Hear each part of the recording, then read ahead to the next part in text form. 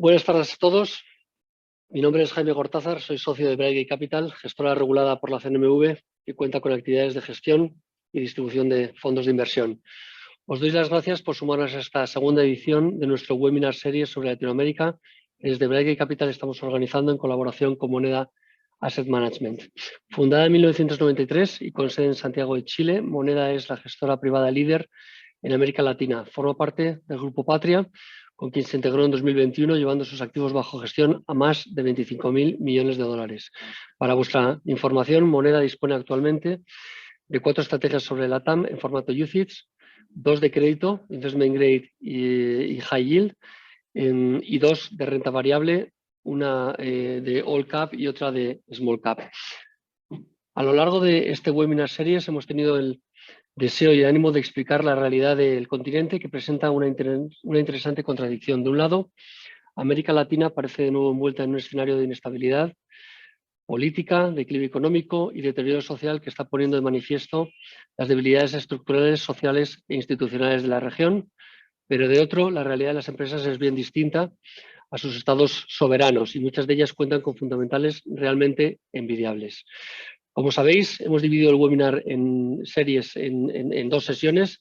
La semana pasada realizábamos un análisis macro de la región y hoy nos concentramos en un análisis bottom-up, poniendo el foco en las empresas, sus fundamentales y la atractiva oportunidad de inversión que éstas ofrecen, ya sea a través de crédito o de renta variable. Os animamos a escuchar ambas ponencias para poder tener una visión completa de Latinoamérica y de su realidad. Para esta sesión de hoy contamos con 2 panelistas de lujo. Alejandro Lea es socio y gestor de las estrategias de renta variable LATAM y Daniel Vargas es gestor de las estrategias de crédito. Ambos cuentan con dilatadísimas carreras profesionales y gran experiencia en análisis y gestión de acciones y crédito latinoamericano. Son auténticos especialistas en la región y se encuentran en una inmejorable posición para conducir la sesión de hoy. Antes de que tome la palabra definitivamente Alejandro y Daniel, se le cedo un momento a Carlos Gundersen, responsable del negocio institucional de la casa en Europa. Cualquier pregunta os ruego lo hagáis llegar a través del chat de la plataforma. Muchísimas gracias. Gracias, Jaime. Buenas tardes a todos. Un gusto tener la oportunidad de contarles un poco de Moneda. Lo que hacemos muy rápido, antes de que hagamos lo que en verdad que vinimos a escuchar. Bueno, Moneda es una gestora dedicada exclusivamente a Latinoamérica. Tenemos casi 30 años de historia. Somos locales en la mayoría de los países donde trabajamos. Tenemos uno de los equipos de research más grandes cubriendo la región, con un foco muy fuerte en los fundamentales y en el bottom-up. Como Jaime comentó hace un minuto, nos combinamos en diciembre con Patria Investments para formar la gestora más grande de la región, donde somos los número 1 en crédito, private equity, infraestructura y public equities. Muy corto, nuestra base de clientes es principalmente institucional, aproximadamente 2/3 son domésticos de Latinoamérica, 1/3 del resto del mundo, con un fuerte tilt hacia fondos de pensiones, family offices, fondos soberanos y compañías de seguro. Como bien sabrán, la región en los últimos 25 años ha estado muy afectada por diferentes ciclos, tanto internos como externos, lo que ha creado bastantes vacíos de flujos de capital entrando y saliendo de la región. Esta slide lo que quiere mostrar un poco es, en el fondo, que a pesar de la volatilidad de los mercados, hemos logrado siempre generar valor para nuestros clientes. El área naranja es el valor creado sobre las inversiones en el área azul. No creemos que esto vaya a terminar, creemos que la región siempre va a tener sus problemáticas y por eso es importante tener un gestor que esté con los pies en la tierra, que sea local en los mercados y que pueda agregar valor de manera consistente en el tiempo. Muy rápido, los equipos, tenemos 2 equipos, uno dedicado a crédito, uno dedicado a equities. Estos equipos interactúan, pero a la vez tienen diferentes focos y diferentes maneras de hacer las cosas. El equipo de crédito es liderado por uno de los senior partners de la firma, que es Fernando Pisné, Fernando tiene más de 25 años de experiencia, está desde el año 94 en moneda. Él lanzó la estrategia de créditos high yield en el año 2000, y Javier y Daniel manejan las estrategias tanto de local currency en el caso de Javier y los fondos UCITS en el caso de Daniel. Ellos se apoyan en 3 co-portfolio managers y en un equipo bastante amplio de analistas que están separados por industrias, por deuda privada donde hacemos, y special situations. En el caso de equities, Pablo y Vicente se dedican a manejar las estrategias de crédito de equities en Chile, y Alejandro está a cargo de las estrategias de equities a nivel latinoamericano. Ellos se apoyan en Camila, que es nuestra Head of Research, y 9 especialistas en industria. Para terminar, tenemos un equipo de macroeconomistas que hablaron la semana pasada, ustedes espero hayan visto a Esteban, que dan en el fondo un macro overlay de la región, precios de commodities, tasas, etcétera, y también un equipo de ESG dedicado a dar apoyo al equipo de research desde ese ángulo. Y con esto termino, y la idea es un poco linkear lo que hablamos la semana pasada con lo que vamos a hablar hoy día. Si es que miramos el crecimiento de Brasil y México, que son las 2 economías más importantes de la región, vemos que han crecido en términos de PIB alrededor del 2,5% cada una en 30 años por año. Mientras China, que ha sido la economía que todos miran, que forma la mayor parte del índice, ha crecido a niveles del 9%. Ahora lo interesante es cómo se conecta eso con lo que hacemos nosotros, con los retornos. China, en esos mismos 30 años, el MSCI ha crecido un 1,5% por año, mientras que Brasil ha crecido cerca de un 10% y México cerca de un 7%. Entonces, solamente para dejarlo ahí, para que lo tengan en la parte de atrás de su cabeza, y bueno, le cedo la palabra a mi colega Daniel para que nos cuente un poco de nuestra estrategia de crédito. Gracias, Daniel.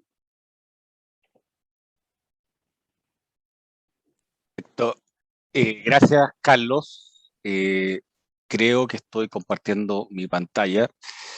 Si no es así, la presentación. Daniel, ahora sí. Perdón, ahora sí. Muchas gracias por participar de este webinar. Yo voy a hablar bien brevemente sobre el mercado de renta fija latinoamericana. Nosotros hemos participado en este mercado por más de 22 años. Somos probablemente una de las compañías con mayor track record en este campo. Nosotros, cuando comenzamos nuestros fondos, este era un universo donde el índice principal tenía alrededor de 50 bonos como miembros. Hoy día el índice tiene 500 bonos prácticamente, o sea, ha ido creciendo bastante, y nos interesa un poco mostrarles lo diversificado y lo grande que es este universo. Nosotros lo dividimos nos gusta verlo en el mundo high yield y en el mundo investment grade. Separamos el universo en esos 2 aspectos porque creemos que tienen algunas dinámicas distintas. El universo high yield, un universo de casi 600 bonos, más de 200 emisores, donde las principales compañías, por lo menos del índice, son compañías líderes en la región, compañías que probablemente ustedes han escuchado que existen: Petrobras, Banco de Brasil, Cemex, Ecopetrol, Itaú, donde Brasil juega un gran rol, pero donde también vemos otros países que participan del mundo high yield en Latinoamérica. Por el lado investment grade, son también alrededor de 400 bonos distintos, más de 500 emisores. También los mayores emisores de ese mundo, también compañías conocidas, Suzano, Vale, América Móvil, donde México, Chile son los países donde más participan, obviamente por clasificación de riesgos de su universo. Cuando uno conjuga todos estos universos, uno llega a un universo total de 700 billones de dólares. Como les decía, en total más de 1.000 bonos distintos, casi 350 emisores distintos. O sea, en general es un mundo bastante diversificado, dinámico de emisores, donde cuando uno ve por lo menos los principales 20 emisores de la región, son en su mayoría compañías líderes en sus sectores. Acá tenemos los 20 más grandes del universo. compañías de nuevo que probablemente ustedes conocen, Ecopetrol, YPF, Petrobras, América Móvil, Banco Brasil. O sea, en general, cuando uno va viendo compañía por compañía, son compañías que o son número uno en sus mercados, uno o dos en sus mercados, o son uno o dos o tres dentro incluso del mundo. O sea, son en general compañías de gran tamaño y que creo que eso, por lo menos por el lado de crédito, es un aspecto súper relevante cuando uno arma portfolios de inversión y piensa qué tan seguro puede ser un portfolio de crédito hacia adelante. Aquí estamos hablando de compañías que actualmente son riesgo sistémico para sus países, dado el tamaño. Por lo tanto, tienen en su gran mayoría un apoyo bastante importante de los sectores financieros locales e incluso de los gobiernos. Un gobierno de la región, independiente del ruido político y qué tan market friendly puede ser, no puede dejar caer una compañía grande porque de la región, dado que representa un riesgo sistémico para toda la economía. Entonces, este es el universo, cada punto es un bono con su retorno yield esperado a la izquierda, con el duration abajo en el eje X. En general, es un universo grande de bonos high yield, como pueden ver. En general, retornos pueden haber de retornos de 5 a 20%, en general en función de los plazos y de los países. El mundo investment grade obviamente rinde un poco menos, pero en general también muy dinámico, muchos bonos para elegir, para poder en general poder armar portfolios interesantes. En una región donde hemos visto que los fundamentales de la región han venido mejorando, la región pasó por un periodo de inversión fuerte. Acá en el gráfico de abajo pueden ver que el CAPEX de las compañías de la región creció en forma significativa hasta el 2011, llegando a casi a $120 billion por año. Y eso implicó que la región hubiera un aumento en el endeudamiento de las compañías, donde llegamos prácticamente a un 3,3 veces deuda neta EBITDA, cuando uno promedia todas las compañías del índice que traquea los bonos corporativos de la región.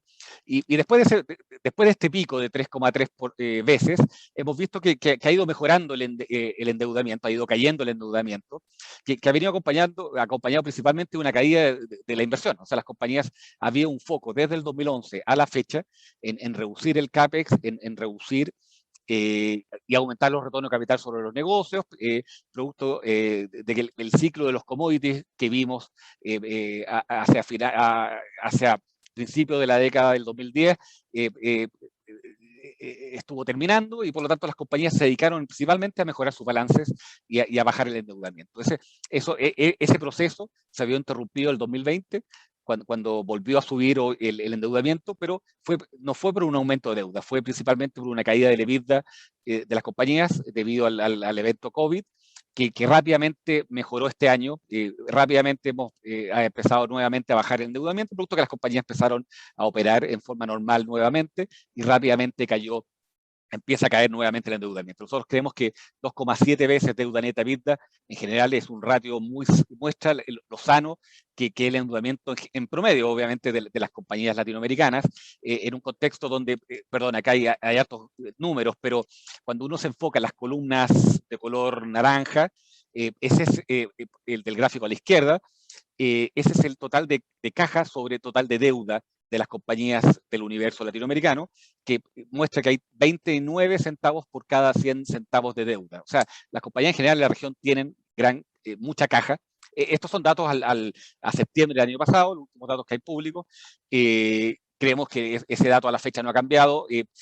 Con este nivel de caja fue que se vieron encontradas las compañías ahora con esta nueva crisis que estamos viendo últimamente, producto de la crisis global producida por la guerra en Europa.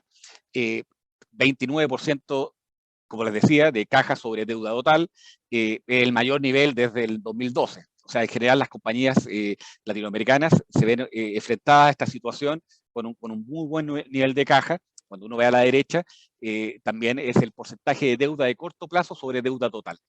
Solamente un 9%. De nuevo, uno de los menores niveles de los últimos 10 años de deuda de corto plazo sobre deuda total. Por lo tanto, cuando uno combina los dos números, en la práctica las compañías tienen 3 veces más caja que vencimientos de corto plazo. O sea, en general, las compañías enfrentan esta crisis con un nivel inmejorable de solidez financiera.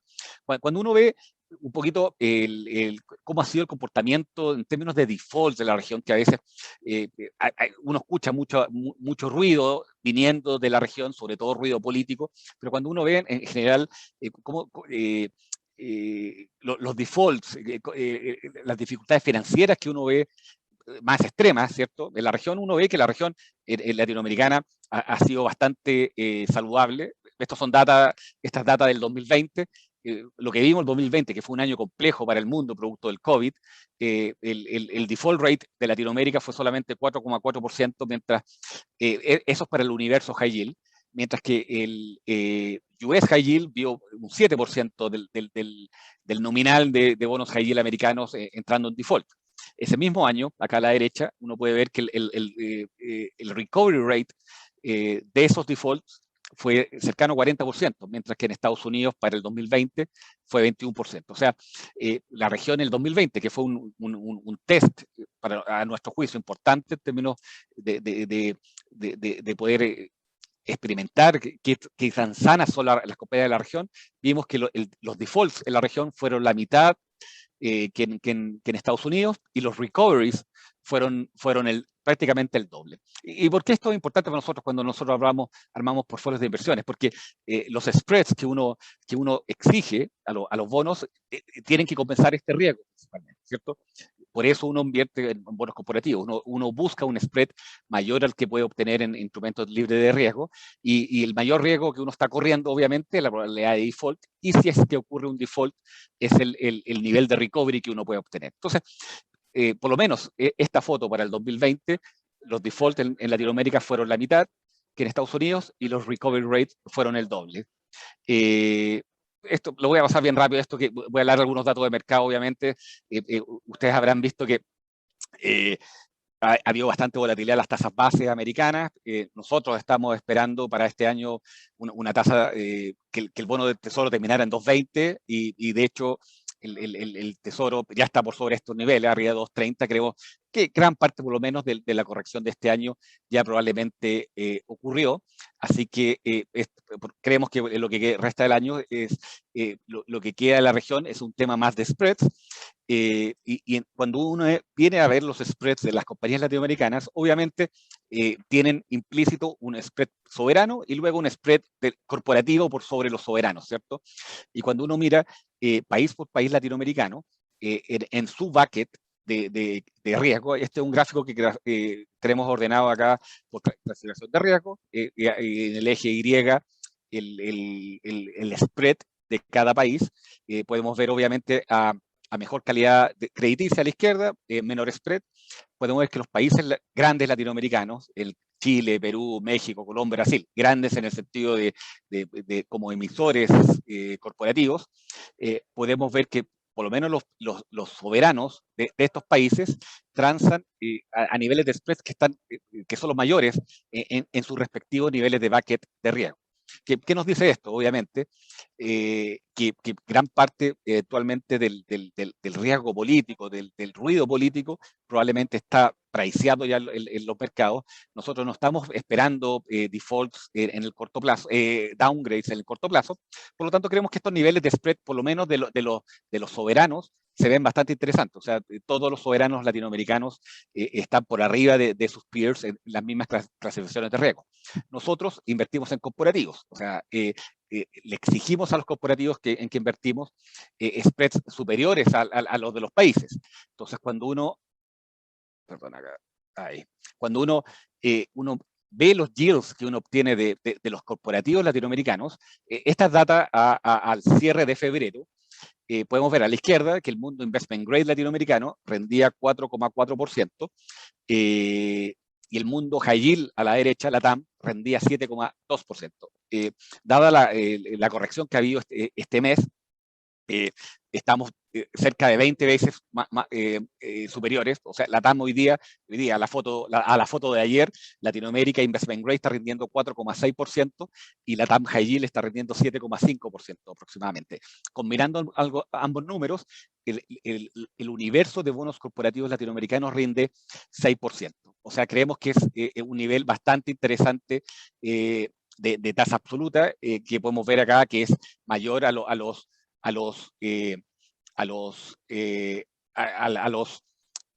comparables de crédito en otras partes del mundo. Y ya para ir finalizando, cuando vemos puntualmente los spreads de compañías latinoamericanas, acá a la izquierda podemos ver el spread, cómo ha evolucionado el spread de todo el universo de compañías latinoamericanas en los últimos 12 años. Hoy día estamos en torno a 390 puntos de spread, que es el promedio de los últimos 10 años. Creemos que siempre que uno que está por sobre los promedios históricos de spreads, uno está en un nivel interesante de entrada. A la derecha podemos ver el diferencial entre el spread de Latinoamérica y el spread de todo el universo de bonos corporativos americanos en dólares, y podemos ver que estamos hoy día en 150 puntos de spread, que es uno de los mayores niveles que hemos visto también en los últimos 11 años. Entonces, como mostraba antes, teóricamente el spread tiene que pagar el riesgo de default, y si hay default, el riesgo de recovery, ¿cierto? Y vimos que Latinoamérica, por lo menos en 2020, tuvo la mitad de default y el doble de recovery. Bueno, resulta que incluso en ese contexto, el promedio de bonos latinoamericanos ofrece 150 puntos de spread por sobre el universo de bonos americanos. Así que creemos que en general es un asset class muy, muy interesante. Cuando uno ve a estos niveles de spread, en torno a 400 puntos de spread, cuando uno ve la historia, los últimos 20 años de historia que tenemos, cada vez que hemos estado en estos niveles de spread, los retornos hacia adelante del asset class han estado en torno entre 7 y 8% cuando uno toma un periodo largo de tiempo, entre 3 a 5 años. Así que creemos que es un asset class bastante noble. Creemos que agrega valor cuando uno ve el Sharpe ratio obviamente el universo de bonos latinoamericanos ha rendido menos que otros asset classes, pero cuando uno lo ajusta por Sharpe ratio, es uno de los asset classes que ha podido entregar, por lo menos cuando uno ve 20 años de historia, uno de los Sharpe ratios más altos que existe, cuando uno ve periodos largos de tiempo. Creemos que es un asset class muy interesante para tener portfolios diversificados. Cuando uno lo ve, la mayoría de los clientes tienden a tener bonos o fondos americanos, de corporates americanos, y lo que hemos visto en la historia cuando se producen estos altos niveles de diferencial entre los bonos latinoamericanos y los bonos americanos, cada vez que ha habido un gran diferencial y eso después corrige, analizando los últimos 10 años, vemos 6 correcciones, y en cada una de esas correcciones, en general, cuando hemos partido de estos niveles altos de spread para los bonos latinoamericanos por sobre los bonos americanos, hemos visto rendimientos positivos bastante interesantes y de outperformance de Latinoamérica por sobre Estados Unidos. Así que con eso quiero terminar, o sea, para darle tiempo también a mi colega Alejandro para que pueda mostrarles el universo de bonos, de nuestra capacidad y nuestro view sobre el mercado de equity latinoamericano. Solamente para terminar, mencionarles que, bueno, nosotros, como comenté al principio, llevamos 22 años haciendo esto. Creemos que el tamaño y la calidad de las compañías latinoamericanas justifica tener una exposición constante a bonos latinoamericanos, y creemos que estos niveles actuales de spread son bastante interesantes para lograr retornos bastante atractivos en los próximos 3 a 5 años. Así, con eso dejo de compartir y le doy el tiempo a Alejandro.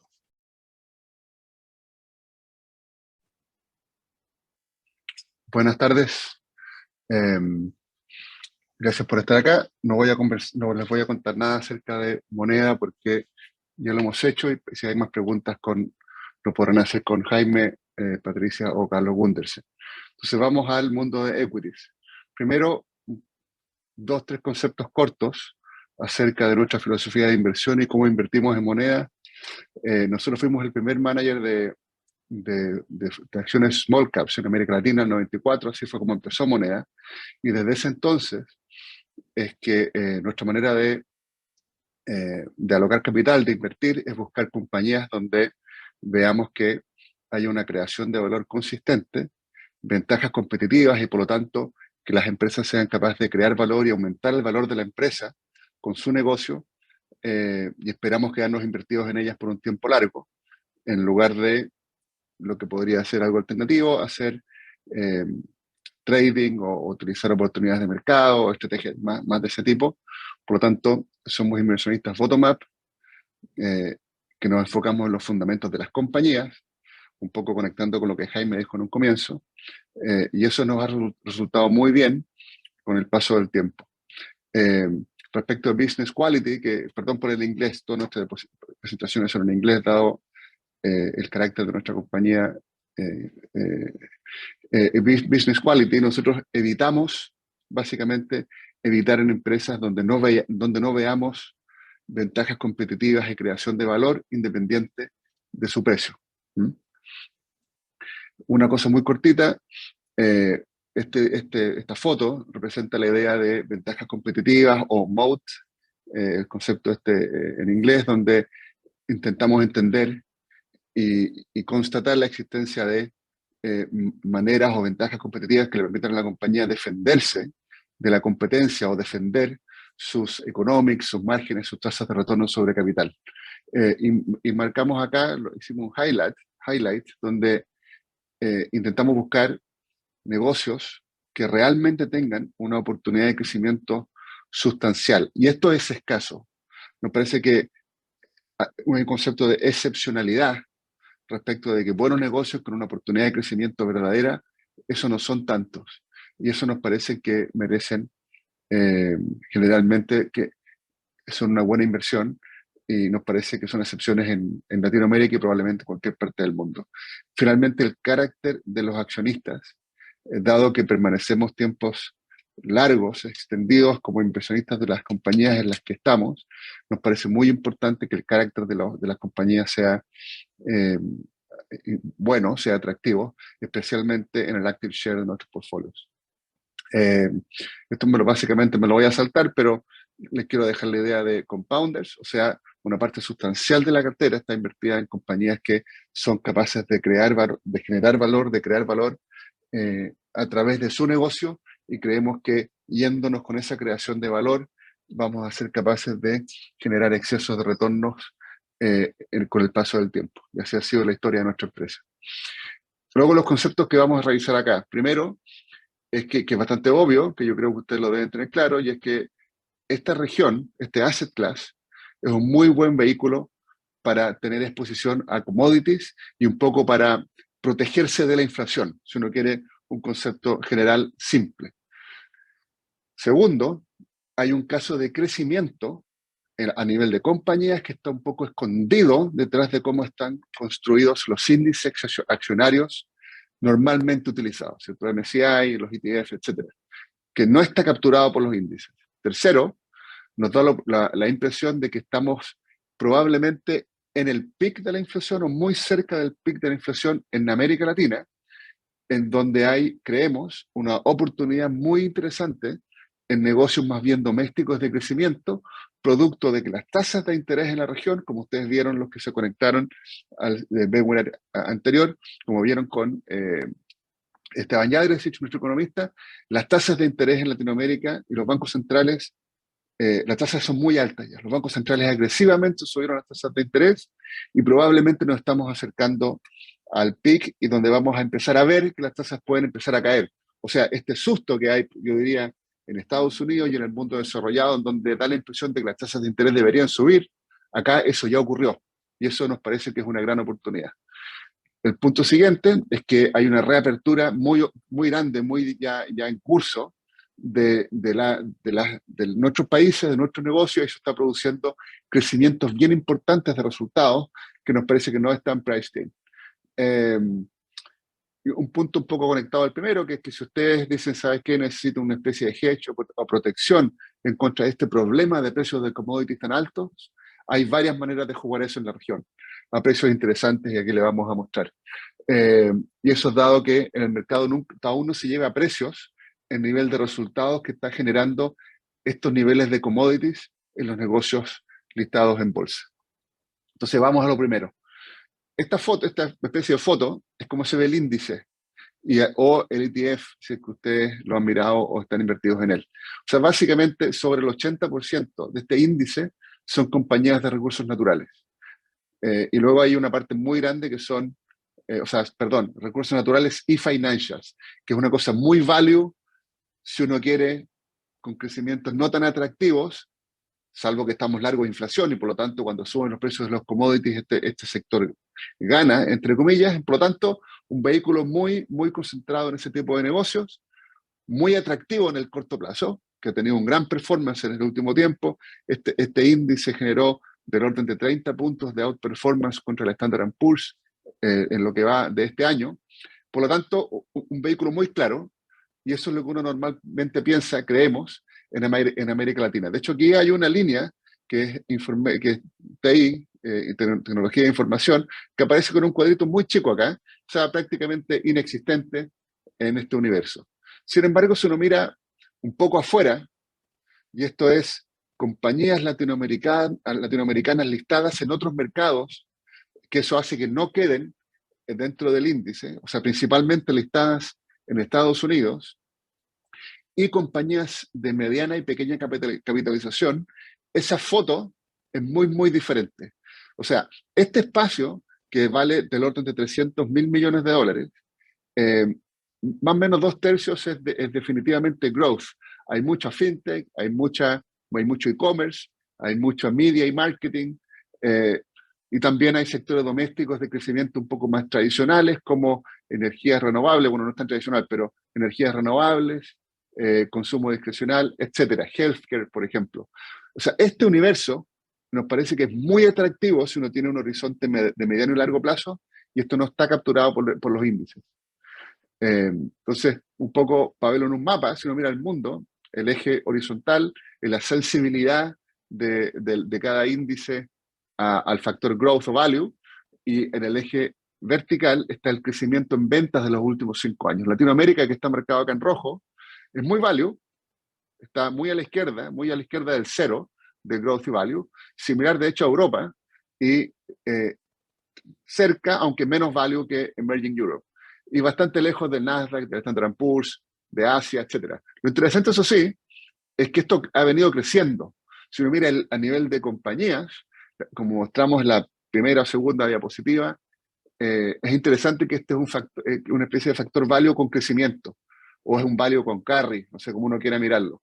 Pero bueno, muy value, interesante en el corto plazo, y que hay una historia bottom-up que nos parece que no está capturada. Si uno mira lo que está dentro del índice, básicamente todas las compañías, o la gran mayoría, están bastante aquí juntitas con esta sensibilidad a value. O sea, si uno quiere, más o menos difícil de diversificar, si uno quiere growth, pero con buenas historias de crecimiento. Aquí hay varias compañías muy interesantes, aquí no alcanzamos a revisarlas. Si a ustedes les interesa, podremos hacer llamadas posteriores para revisar un poco las compañías, pero hay un caso interesante de crecimiento, y aquí les voy a dejar una idea. Esta idea de que Latinoamérica crece poco en su totalidad. Estas son economías que tienen mucho commodity,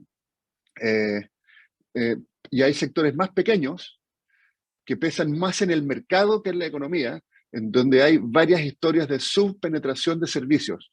Por ejemplo, servicios de educación, servicios de salud, los mismos servicios relacionados al campo, que tanto nosotros como de hecho Patria en sus fondos de private equity tenemos bastante presencia. Esos sectores crecen con un crecimiento muy bajo del producto, si es que crece poco, y ahí nos parece que hay historias muy interesantes.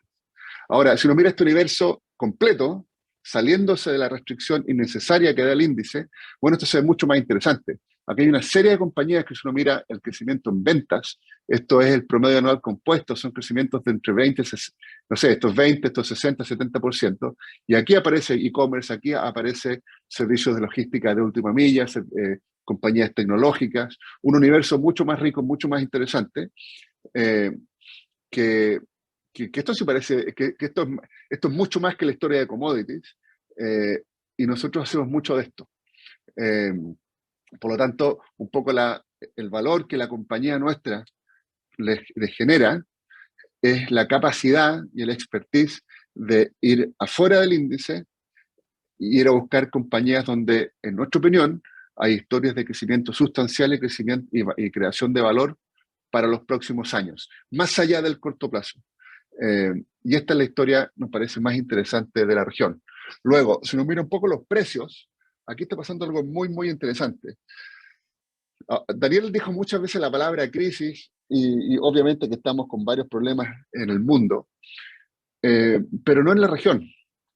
Y acá es casi un poco, casi un estado de negación, diría yo, si uno mira los precios. Resulta que la utilidad por acción del asset class, y nuestro fondo también, estamos teniendo un año buenísimo de crecimiento, hizo esta subida, y los precios, que claro, aquí en la punta han andado bien, pero están muy lejos, y por eso el D-rate, que vamos a ver en un segundo, que han tenido los precios de las acciones en América Latina. Visto de otra manera, la última vez que la utilidad por acción estuvo a este nivel, el asset class valía más o menos el doble, si uno mira precios. Y a nivel de compañías, es bastante fácil de ver, si uno mira los resultados que van a tener o que están teniendo este año, y los precios que aún tienen estas acciones en el mercado. Entonces, ¿por qué esto no cierra? Bueno, no puede buscar muchas explicaciones. Quizás será que el mercado esperará que los precios de los commodities caigan fuertemente en el corto plazo. Eso no nos parece que es el caso. O que, no sé, va a haber una gran recesión. O sea, no sé qué temores habrá. El punto acá es que da la impresión de que hay una dislocación o una oportunidad bastante grande en los precios de mercados de la región. Luego, si uno mira estos múltiplos, bueno, los múltiplos están, esto que está, estos puntitos púrpura, son una desviación estándar por debajo del promedio histórico. Bueno, estamos más de 2 veces por debajo. Esto es large caps, esto es small caps. Entonces, el nivel de precios parece muy interesante. Ahora, si uno mira price to cash earnings, en el caso de Brasil, que limpiando por las líneas que no son caja, bueno, resulta que se nos sale del gráfico prácticamente. Entonces, los precios parecen muy interesantes en este momento. Si les interesa México, algo similar, también bastante por debajo del promedio. Ahora, una historia un poco quizás compleja de contar, voy a intentar hacerlo simple. Esto es el resultado de estar largos, como si uno hiciera long short, largo el índice latinoamericano y corto el Standard & Poor's. El resultado va a ser eso. Resulta que ese trade, si uno quiere, o esa estrategia, generó resultados muy, muy atractivos durante la década el periodo que comenzó el año 2002 y terminó el 2010. Ese fue un periodo en donde los precios de commodities subieron, las tasas de interés en América Latina caían, los tipos de cambio se apreciaron, y no había, si uno se remonta a estos años, no había un caso tan optimista en Estados Unidos. El S&P, de hecho, tuvo un retorno bastante flojo. Lo interesante acá es que esta estrategia dio como resultado multiplicar el dinero por 7. O sea, extremadamente atractivo. A partir de este momento, lo que ocurrió fue que más o menos caen los commodities. En el mundo, las tasas de interés en dólares fueron cayendo hasta niveles muy, muy bajos, y esto generó que dos cosas: que Latinoamérica tuviera un performance pobre y que hubiera un gran re-rate, una expansión de múltiplos muy importante en el Standard & Poor's. Y eso generó que un trade opuesto donde se devolvió esta outperformance. Y hoy día acá estamos parados en un momento en que se están dando circunstancias más o menos similares a las que se dieron en este periodo acá, y que esto un poco cuadra con esta idea de que hay una dislocación de precios. Y no estamos diciendo que la historia se va a repetir exactamente, ni mucho menos, porque no sabemos, pero es interesante que las condiciones generales son similares a este periodo, y que los precios aún, aunque empezó a darse esto en lo que va del año, aún estamos muy, muy lejos de lo que ocurrió el periodo anterior. Esto me lo va a saltar. La idea básicamente es que el retorno sobre el capital invertido en la región viene mejorando. Acá está la descomposición del margen operacional y la rotación de activos. La historia bottom-up, debajo de toda esta historia general, es muy buena. Los resultados vienen mejorando desde el año 2016, que fue cuando hizo piso la región en términos de resultados, y estamos llegando a niveles bastante interesantes de retorno sobre el capital. O sea, acá hay una historia fundamental fuerte, bottom-up, más allá de las vaivenes de corto plazo. Ahora, un par de cosas respecto de precios de commodities. Este gráfico es el nivel de inversión en dólares, o sea, por año, de todas las compañías listadas en América Latina. Niveles, por ejemplo, fue que el pic de inversión se dio más o menos se dio el año 2012 y fue del orden de 60.000 millones de dólares. Como brevemente les conté recién, a partir de ahí caen los precios de los commodities. En la región hubo una serie, las economías se desaceleran, qué sé yo. En nuestra opinión se generó un exceso de capacidad instalada y las compañías, lógicamente, comienzan a invertir mucho menos. La inversión en dólares cae más o menos a la mitad. Y lo interesante es que se ha quedado en este nivel por 7 años ya. Y aún nosotros hoy vemos que las compañías no están con planes de inversión agresivos. Esta historia es lo que empieza a permitir que la tasa de retorno sobre capital suba a niveles bastante altos, como ustedes pueden ver acá, a niveles de vuelta muy cercanos a los niveles más altos de cuando el mercado estaba mucho más alto que hoy. Entonces, esta es la historia como que nosotros veíamos bottom-up. Pero esto se juntó con estos eventos de pandemia, etcétera, China con problemas logísticos, en donde la demanda por commodities siguió subiendo. Y, por ejemplo, en el caso del petróleo, que es un problema tan importante por estos días, ahora la demanda global cayó del orden de 300.000 millones de dólares, con estas ganas de descarbonizarnos, pero la realidad es que la demanda está de vuelta en 100 millones de barriles diarios, entonces tenemos muchas ganas, pero seguimos comprando petróleo, y por lo tanto simplemente hay un desequilibrio, el precio del petróleo sube, y hoy día si uno mira, el CAPEX por barril está acá abajo, está abajo 50%, la demanda está fuerte, y lo que no sube es el CAPEX. Entonces, la pregunta que nos queda sobre la mesa es, bueno, acá debería aumentar mucho el CAPEX y aumentar la producción para poder satisfacer este equilibrio tan apretado que de oferta y demanda. Eso no es tan rápido de hacer. Entonces, esto mismo está pasando, por ejemplo, en el cobre. La producción de cobre está, de hecho, cayendo en el margen. Algo similar, hay un desafío similar ahí en la producción de granos, por ejemplo. Latinoamérica es de las principales regiones productoras de maíz, trigo y soja, y es la región que más creció en la última década, y volver a crecer, por ejemplo, soja se creció del orden de 100 millones de toneladas, volver a crecer esa cantidad en los próximos 10 años no es una cosa simple. Aquí se requiere inversión, se requiere espacio, se requiere mejoras de productividad. Aquí hay un challenge interesante. Y lo interesante es que el mercado da la impresión de que no está pagando por esto. Entonces, hay una oportunidad, da la impresión de que hay una desconexión y quizás una oportunidad en este universo relacionado con recursos naturales que nos parece interesante. Una especie de hedge a value atractivo. Ahora, vamos a cambiar un poquito desde lo tan value y tan commodities a una cosa más growth. Primero, aquí hay una gran dislocación. Si uno mira Latinoamérica y Asia, volviendo también a la primera diapositiva, si uno mira el retorno sobre patrimonio, o sea, sin enredarse con conceptos generales, el retorno sobre patrimonio de Latinoamérica menos Asia, esto es desde el año 97, en promedio es positivo en favor de América Latina. O sea, si uno es un analista fundamental y de largo plazo, lo que uno quiere es que tu negocio te genere valor y simplemente sea un negocio atractivo. Contra Asia, índice contra índice, Latinoamérica ha tenido una ventaja importante.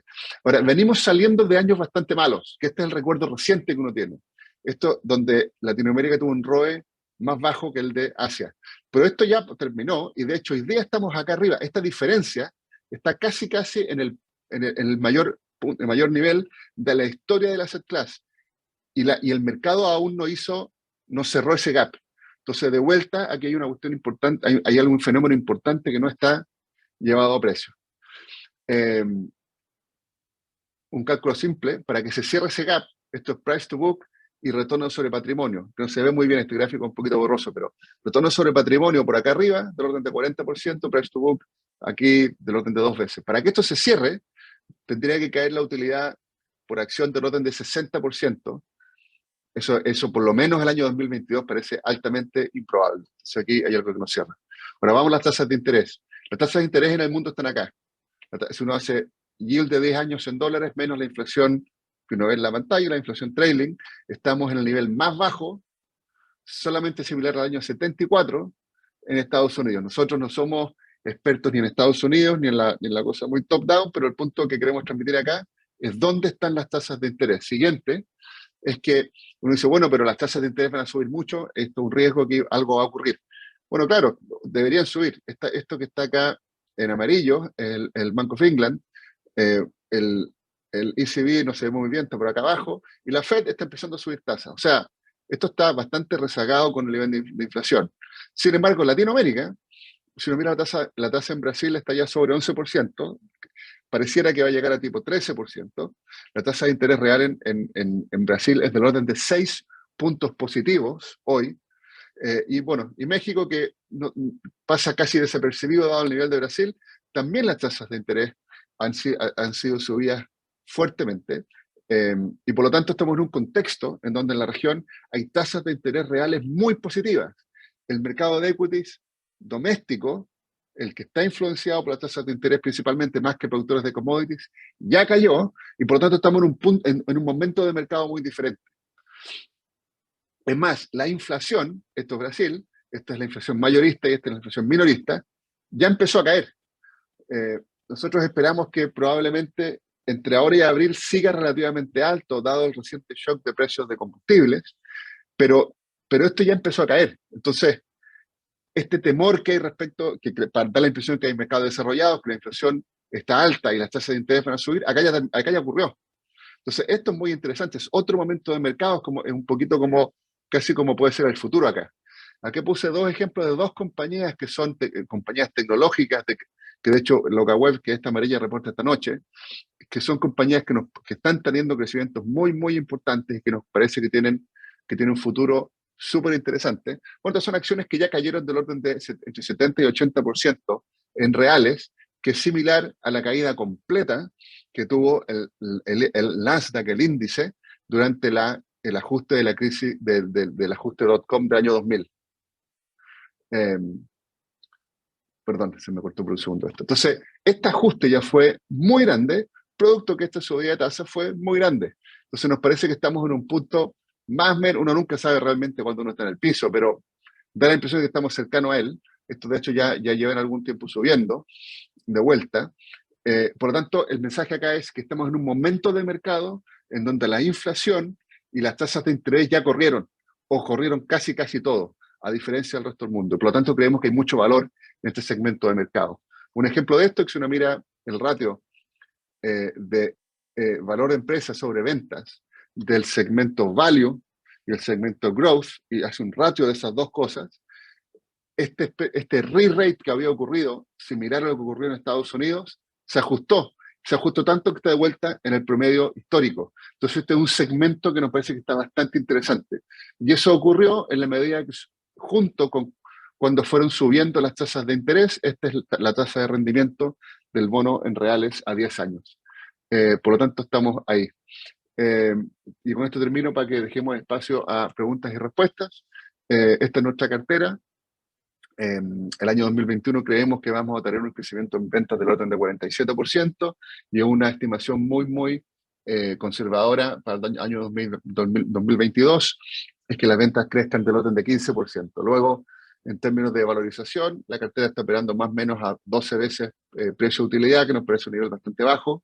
Estos niveles de precios tienen implícito un crecimiento en utilidades de 5%, y a nosotros nos parece que van a crecer al menos 15%. Y finalmente, si uno mira el valor en pesos sobre EBITDA, la cartera está operando del orden de 5 veces, que francamente es bastante bajo. Entonces, nada, si quieren paramos ahí y abro el micrófono para preguntas y respuestas. Muchísimas gracias. Gracias, Alejandro. Hay 5 preguntas, pero tenemos tiempo muy limitado. Voy a hacer inicialmente 3 preguntas y si tras ellas vamos en el tiempo hago las siguientes 2. A ver, estas 3 las pongo encima de la mesa, las 3 de golpe. Uno has hecho referencia a los índices, que está poco representado Latinoamérica en los índices y bueno, pues se puede deducir que quizás también en las carteras de inversores en general. La pregunta directa es: ¿qué peso, en vuestra opinión, debería tener Latinoamérica en índice, en los índices globales y, por tanto, en las carteras de los inversores? Esa es la primera pregunta. La segunda es, ante una situación de un gobierno de Latinoamérica tomando decisiones que no sean favorables a compañías, en términos regulatorios o en cualquier tipo, ¿cuál es la última instancia legal que existe En Latinoamérica, me imagino que serán distintas según el país, pero ¿cuáles son las últimas instancias legales que permiten a las compañías defenderse de, podríamos decir, de barbaries por parte de los gobiernos latinoamericanos y de sus soberanos? Esa será la segunda. Y la tercera pregunta que dejo encima de la mesa es, bueno, hemos visto que hay una revolución tecnológica por todos lados, afectando a Asia, afectando a Europa, a Estados Unidos, y la pregunta es cómo queda Latinoamérica en esa revolución tecnológica que estamos viviendo, en todas las nuevas innovaciones, sea del tipo que sea. Claro, respondo las 4, yo hoy trato de ser breve dado los tiempos. Lo primero, en los índices. No sé cuántos deba tener, porque cada persona tiene un poco cada fondo, cada grupo tiene sus objetivos de inversión, ¿no? Lo que sí podemos, si uno ve tierra, población, participación en exportaciones, incluso GDP, Latinoamérica está muy subponderado en los índices globales, del orden de la mitad o un tercio en las carteras globales. Y la razón de eso es que hay otros mercados de capitales, particularmente China, en donde ha habido una mucho mayor cantidad de IPOs, de compañías en bolsa. Y dado que los índices se construyen en función del market cap, simplemente el hecho de que exista una compañía grande, China es un país muy grande, entonces las compañías tienden a ser grandes, simplemente su market cap es mayor que la compañía promedio latinoamericana o de otras regiones, y con eso va ganando market share, si uno quiere, en el índice. Por eso no tiene ninguna lógica de inversión, es simplemente un hecho de la causa de que las compañías son más grandes. Eso ha hecho que el peso de Latinoamérica en su totalidad vaya cayendo, dado que que otros mercados crecieron más. Entonces, ¿cuánto debería ser? No sé, pero está bastante subrepresentado, y desde un punto de vista fundamental, hace bastante sentido tener más si uno compara contra esos mercados.